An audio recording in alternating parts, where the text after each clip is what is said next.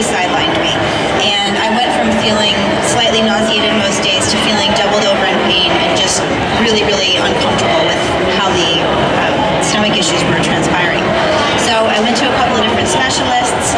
I went to the hospital a couple of times with visible distension in the abdomen. Nobody was willing to help or offered anything remotely helpful, even though I went to them with one complaint only, which was that my stomach was excruciating. I even brought a food log to show what I was eating, and most of them just shrugged it off with not much interest, saying it didn't really have much to do with what was causing the problem. So left to my own devices, I decided to go online and do a search to see if I could figure out what was going on. And that's where I found that people can have a latent allergy to gluten. So I decided to cut gluten out, and within 3 days I felt better after feeling horrible for about 6 months. So I did the whole gluten-free thing for about a year, and this is with a healthy diet, with training for Ironman. So I was eating vegetables and fruit, but I was still eating the gluten-free versions of many, many different things, like gluten-free bagels, gluten-free pasta, gluten-free cereals, all the things that the endurance community is told that we have to have in order to perform. And I just kind of got a little bit tired of feeling average training.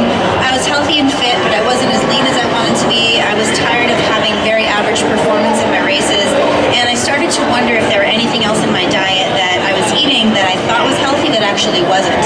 So back to the drawing board, I went back online and started to research again, and that's where I came across Dr. Bourdain and his research about the paleo diet. So I clicked on a link, the paleo diet, and I learned that what we're supposed to be eating is actually based on what the Paleolithic man ate. So if you can pick it and eat it as is, or if you can kill it and eat it as is, it's probably food. If it's in a package, if it's in a bottle, if it's in a shiny wrapper, it's probably not food. So if you look at it in these very simple terms, it's easy to figure out what you should be eating and what you shouldn't be eating. So moving on to this next slide, what is food? This is a pretty obvious one. There's a picture of a Twinkie, and there's a picture of a beautiful piece of grass-fed meat. So I have a hard time looking at that Twinkie and considering it food. Even though you can put it in your mouth, chew it, and swallow it, that doesn't make it food. If you look at the definition of food in the dictionary, it is something that we ingest to nourish us. So I would hardly consider the Twinkie being something you would ingest to nourish you. However, the steak obviously provides a wonderful source of protein and fat and all kinds of wonderful minerals that are conducive to good health. So in the paleo diet, we are not eating grains, dairy, and legumes. And a lot of people hear this and they think, oh, that sounds really extreme, really radical. Aren't those things good for you? Actually, they're not. Both grains and legumes contain properties inherent in their chemical structure called anti-nutrients.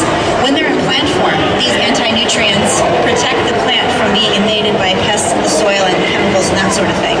The problem is when we ingest those same things, they bind to nutrients in the healthy things that we're eating and prevent us from properly absorbing them. So that's the first problem. The second problem is they start to create microscopic lesions in the intestines, allowing little tiny bits of proteins to leak out into the gut. This creates a condition called leaky gut, which some people have heard of before.